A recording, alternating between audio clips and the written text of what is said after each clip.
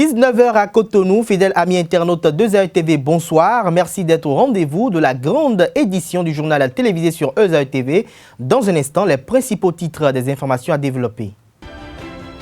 L'hygiène autour de la préparation et de la conservation des pains dans les boulangeries au Bénin en général et à Cotonou en particulier et leur commercialisation chez les bonnes dames suscite des inquiétudes et des interrogations légitimes. Des précisions à travers une enquête réalisée par une équipe de la rédaction d'EZAE TV. L'Association pour l'innovation pédagogique et le développement professionnel AIPDP organise à Cotonou le deuxième colloque scientifique international pour l'innovation pédagogique et le développement professionnel autour des défis de l'approche par compétences en Afrique à l'ère du numérique et la question de l'adéquation formation-emploi. Sport dans cette édition, Rupotos Club Bénin, c'est le dernier né de la famille de rugby béninois.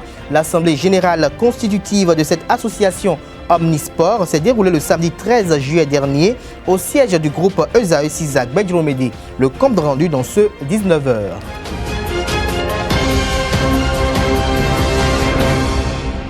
Bonsoir à nouveau, chers amis internautes. Le dialogue tant attendu entre le président de la République et les partis politiques s'est ouvert dans l'après-midi du lundi 15 juillet dernier au palais de la Marina. Sur les 11 représentants de partis politiques conviés à l'entame de ce conclave, 10 ont effectivement répondu présents avec 2 délégués par formation politique. Le parti Restaurer l'espoir de Candide Armand Maria Zanaï a décidé d'opter pour la politique de la chaise vide. Étaient présents les formations politiques ci-après: Union démocratique pour un Bénin nouveau UDBN, Dynamique unitaire pour la démocratie et le développement DUD, Union sociale libérale USL, Force Cori pour un Bénin émergent FCBE, Parti communiste du Bénin PCB, Gouverner autrement, Force agissante, La Flamme renouvelée, Parti pour l'engagement et la relève et Grande société républicaine. Précisons qu'en dehors du président de la République, le ministre de l'Intérieur et de la Sécurité publique et son collègue de la Justice et de la Législation ont eu à prendre part aux divers échanges qui ont duré plus de 3 heures d'horloge. Le chef de l'État a exprimé sa gratitude et sa reconnaissance à ses hôtes. La rencontre, rappelle-t-il, est dédiée au parti en souffrance de personnalité juridique et permettra de trouver les voies et moyens à même de leur permettre de disposer dans les plus brefs délais d'un statut juridique pour participer au débat et à la compétition politique. Cette première rencontre, rassure le président de la République, n'est qu'une étape de ce dialogue qui s'étendra par la suite à tous les partis politiques régulièrement constitués pour convenir ensemble des modifications à opérer sur la charte des partis politiques et au code électoral, sans pour autant remettre en cause la nécessité de réformer le système partisan béninois. L'Association pour l'innovation pédagogique et le développement professionnel AIPDP organise les 23, 24 et 25 juillet prochains à Cotonou le deuxième colloque scientifique international pour l'innovation pédagogique et le développement professionnel, axé sur les défis de l'approche par compétences en Afrique à l'ère du numérique et la question de l'adéquation formation-emploi. Cette assise de portée internationale va réunir les spécialistes internationaux du secteur de l'éducation, du numérique, des startups et des entrepreneurs afin de proposer des modèles de formation adaptés au contexte et aux réalités africaines. Pour plus d'explications, je vous invite à suivre Christian Da Silva, vice-président de l'AIPDP. Il est au micro de nos reporters. Au niveau de la seconde édition, donc à Cotonou, au Bénin Royal Hôtel, les 23, 24, 25 juillet, donc on aura à faire la thématique sur 4 axes. L'approche par compétences, le numérique télécom dans l'adéquation formation-emploi, le bien-être social au travail et puis les objectifs de développement durable. Alors donc c'est de ça il sera question. Il y aura des conférenciers qui viendront d'Amérique du Nord, du Canada, de l'Europe, de la France, du Cameroun en Afrique, du Sénégal, du Togo, de la Côte d'Ivoire. Et donc, ça va être, comme son nom l'indique, un creuset véritablement scientifique. Donc, la communauté scientifique, des experts dans différents domaines vont venir parler donc d'approche par compétence, par exemple. Mais il y aura également, à côté de la conférence débat, il y aura des ateliers pratiques. Alors, pour la petite histoire, je souris en passant, aujourd'hui, il y a un véritable problème, il est mondial. C'est l'adéquation formation-emploi. De partout dans le monde, la pédagogie a montré quelque part ses limites parce que elle n'est pas pratique à 100%.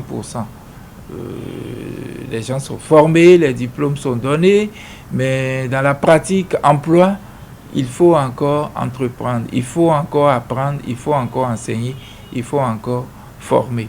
Alors, des pays l'ont compris très tôt, ont commencé par opérer les grands changements. Aujourd'hui, au Canada, à partir de l'année prochaine, janvier 2020, le concept de l'approche par compétence va être entièrement réformé. On ne va plus enseigner la théorie, que ce soit dans les disciplines scientifiques ou même littéraires, mais on va tout simplement faire de la thématique. Les classes vont être ouvertes par rapport à des thèmes donnés, de la thématique donnée.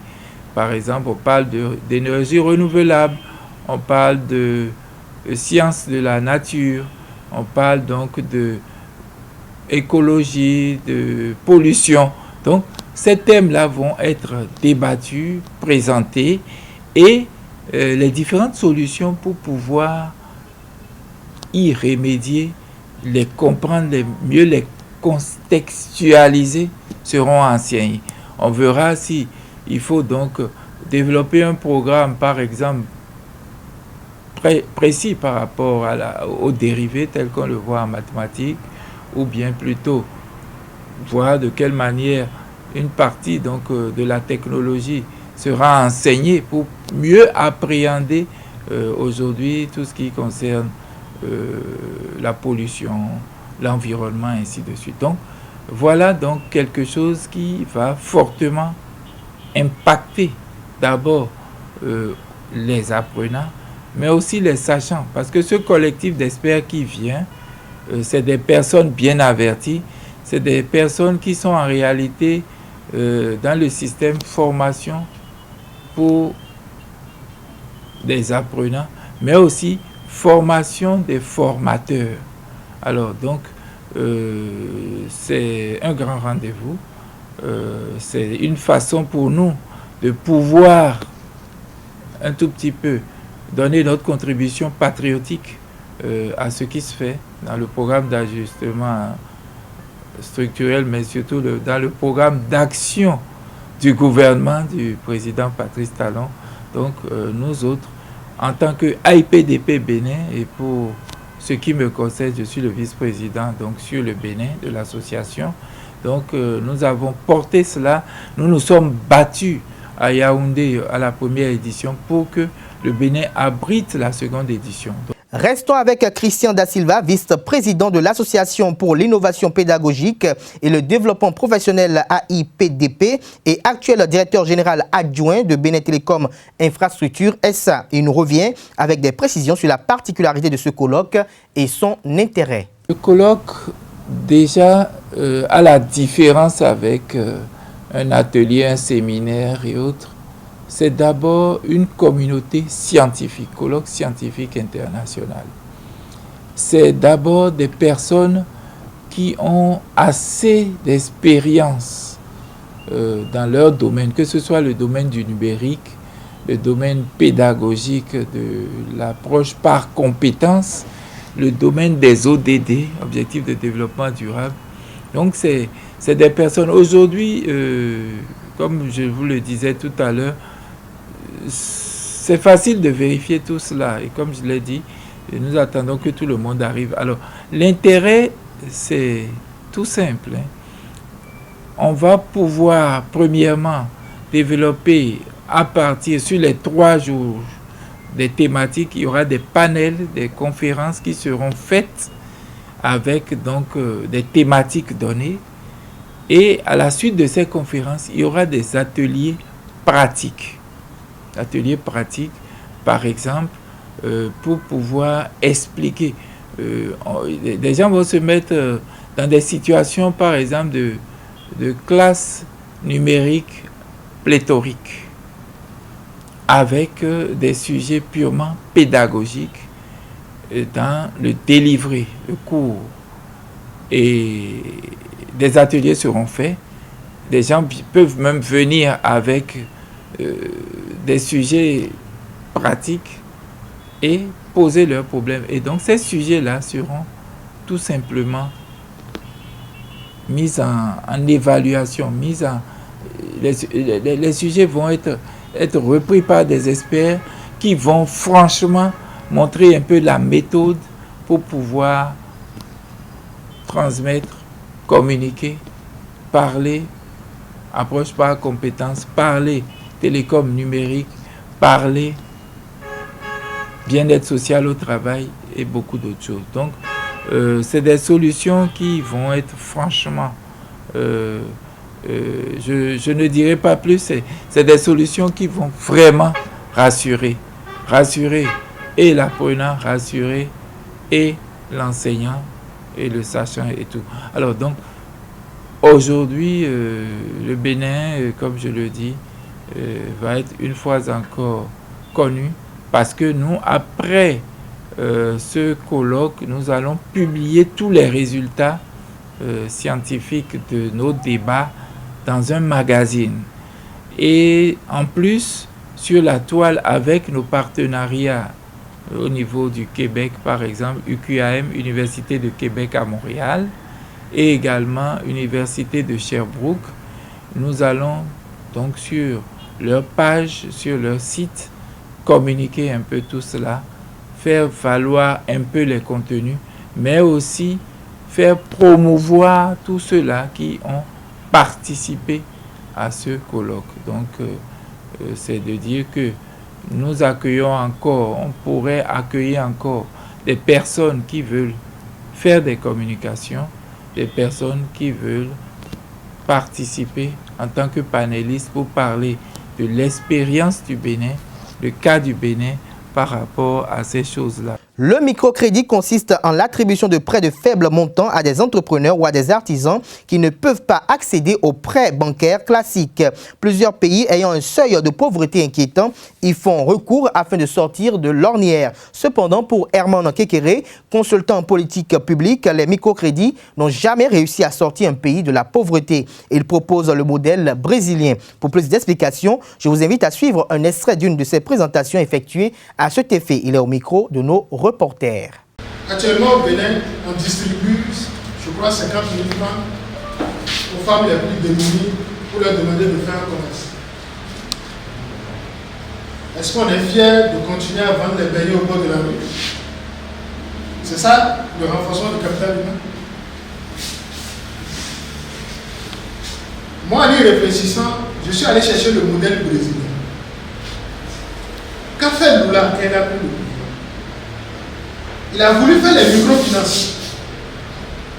Mais les techniciens lui ont dit, le pays dans lequel on a inventé les microfinances n'est jamais sorti de la pauvreté, c'est le Bangladesh.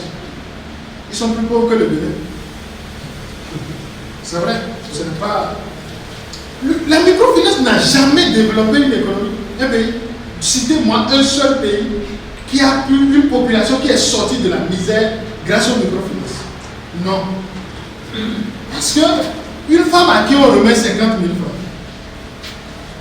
honnêtement, au bout de combien d'années il aura de quoi subvenir aux besoins d'un enfant qui est au collège?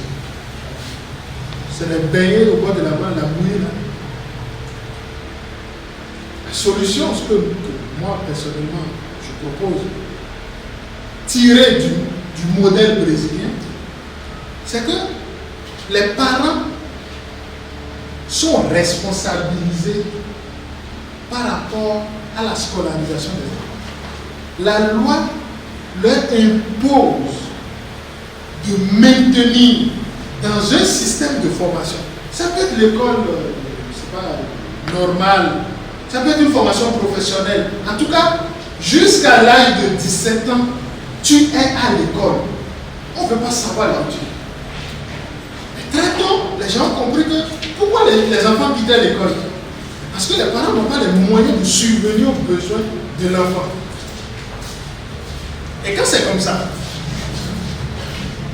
le président Lula, il dit les parents auront une subvention mensuelle de l'équivalent de $100. 100 ou $80, si je me souviens. C'est $80 ou $100. par mois. Gratuitement. C'est-à-dire, si tu inscris ton enfant à l'école, ton enfant qui a moins de 18 ans à l'école, tu as une subvention de $100 par mois. Bingo. Mais ce n'est pas bingo. Ce n'est pas un cadeau. Ce n'est pas un prêt non plus. Si l'enfant, pour une raison qu'on ne veut pas savoir, sort du système éducatif, tu paies la subvention. Première chose. C'est que si le système, la base de données dit cet enfant n'est pas revenu à la rentrée, ok? C'est coupé. Tu n'as plus les $100. L'hygiène autour de la préparation des pains dans les boulangeries au Bénin en général et à Cotonou en particulier suscite des inquiétudes et interrogations légitimes. Fabriqué à la base de la farine de blé, le pain reste un aliment de base dans plusieurs cultures partout au monde et est très prisé. En dehors de sa préparation qui nécessite tout un processus, son entretien et sa conservation dans les lieux de vente préoccupent la rédaction de ZAE TV. Pour plus de détails, je vous invite à suivre ce reportage que nous proposent Billy Laibi, Benjamin Honton et Christian Thomas Imenan. Ça y est, le pain est cuit et c'est avec le sourire aux lèvres que ces boulangers le sortent du four. Avant d'obtenir le produit final, la farine de blé a subi plusieurs étapes de transformation.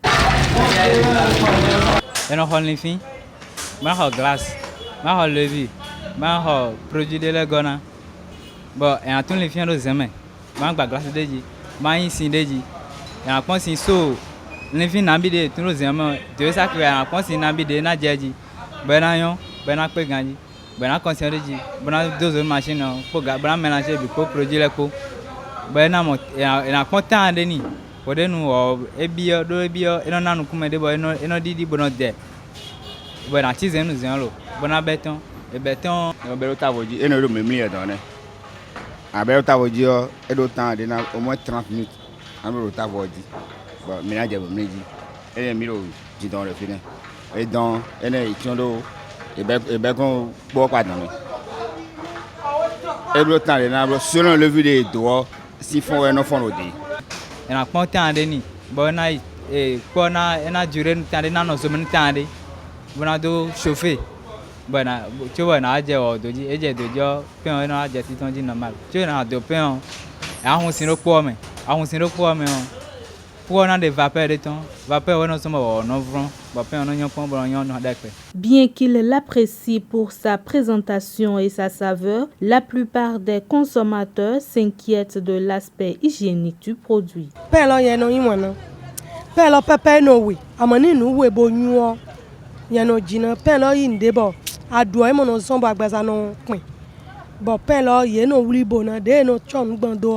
Où est-ce que nous avons bien sous mes filles dans le candy. Le filet timbo, et non, pain pas faux, et non, il y a pas une machine en bleu, n'a pas de surtout quoi dit signal dit dans les on comprend. Et non, nous m'aider avec candidat contrôler, et non, pas formation il y a pas en dehors. Et non. Pendant la préparation de la pâte de farine de blé, rien n'est gaspillé. Même les résidus mis de côté permettent aux boulangers de se faire un peu d'argent. Déchets, nous, nous avons tout, nous avons pas vu quoi vidéo un petit quoi. Et nous petit avons tout, et nous font mais nous sommes ça. Bon, et nous je finis. Nous et ça, nous besoin activer. Nous et wa pour quand, pour le do, les fins de nous les bon quand on voit Dieu, et quand comme nous et wa ça, et nous déchets. Mais nous do activer au fin bon. Mais nous y hanle, la tole wa et nous ha. Nous zai.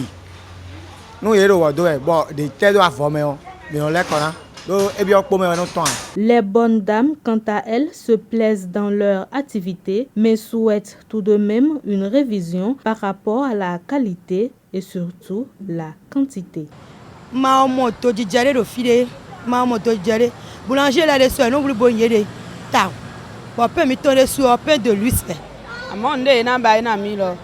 Ira do pen lo dynamique pere, parce ça na monte ba ya u gamu. Pour mi le sur le. Dijira na ena ponte po na mi.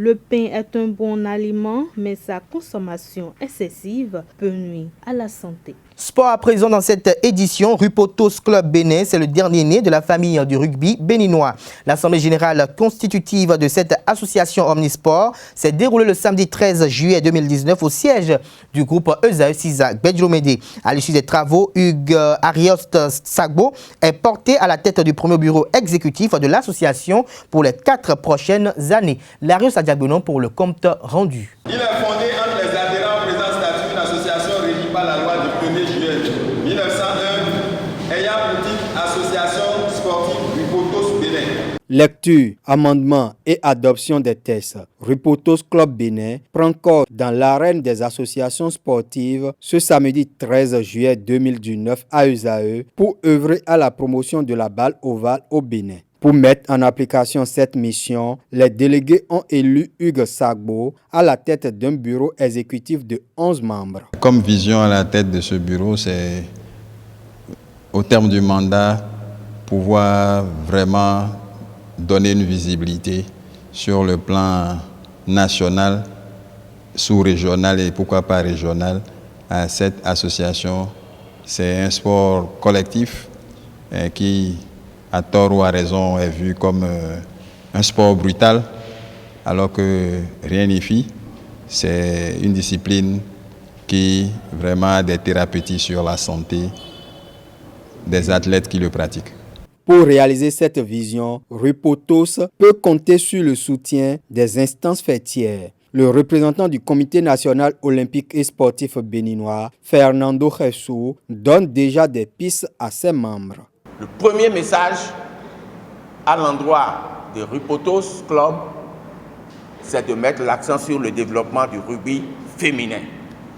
J'ai été très heureux que Rupotos, c'est-à-dire Rugby pour tous, se mue en club omnisport. Vous n'allez pas être omnisport en désordre. Vous allez être omnisport en sélectionnant les disciplines sportives qui vont apporter un plus à la pratique du rugby. La Fédération béninoise de rugby attend également accompagner le nouveau-né. Vous avez le soutien effectif de la Fédération béninoise de rugby et celui de son président Faustin Darito. Nous ne ménageons aucun effort pour vous accompagner. Et comme vous le savez, du 5 au 9 septembre, le Bénin va abriter la Coupe d'Afrique des Nations, Division 2, du rugby à 7. Donc elle est heureuse de voir que sa famille s'agrandit. Le cercle de rugby béninois s'est élargi donc pour le rayonnement de la balle ovale. Suivons à présent les impressions de quelques participants. Ces derniers louent le bien fondé de cette association omnisport baptisée Rupotos Club Bénin. Ils sont au micro de Larios Adiagbenon. Notre établissement, je ne sais pas si c'est une chance ou bien un malheur, est pratiquement le nid de ces catégories d'enfants. Je parle du quartier d'Antokpa et ses environs. Et pour la plupart, ce sont ces enfants-là qu'on appelle sous le pseudonyme de Dogby. Ils font partie aujourd'hui de nos effectifs. Des enfants qui arrivent en classe, qui sont préoccupés. Il faut, au-delà de l'encadrement académique, s'intéresser à leur milieu de provenance. Et c'est à ce prix qu'on arrive à les maintenir dans les liens de l'école. Sinon, c'est dans ce milieu qu'on trouve le fort taux de déscolarisation, de décrochage. Mais dans ceux qui sont amenés à faire le cursus, qu'est-ce qu'ils vont devenir? C'est ça tout le problème. L'ONG Rugby pour tous s'occupe de l'intégration sociale de ces enfants-là. C'est ça qui nous intéresse. C'est pour ça que dès Dès que j'ai reçu l'invitation, j'étais en déplacement sur l'OCOSA, mais j'ai dit que je ferai tout possible pour rentrer au plus tôt, pour prendre part à cette association rugby, Rupotos. C'est ça, je vais réussir, Rupotos, c'est-à-dire rugby pour tous, qui, quand nous on aurait fini peut-être de former les enfants, de les encadrer déjà dans les catégories d'âge, Rupotos certainement va accueillir ces enfants-là pour les intégrer dans les clubs, soit à l'interne ou bien à l'externe. C'est déjà une porte de sortie également. Voilà ce qui m'a amené ce matin à rester parmi vous et à échanger autour de ces questions-là. Je suis plus que content, tout ça, ça fait partie du développement du rugby béninois. L'objectif est de développer le rugby béninois, c'est l'essentiel. Chers amis internautes, ainsi se referme cette grande édition du journal télévisé sur ESAE TV. Merci pour l'attention et passez une agréable suite de semaine en compagnie de nos programmes sur les www.esaetv.bj.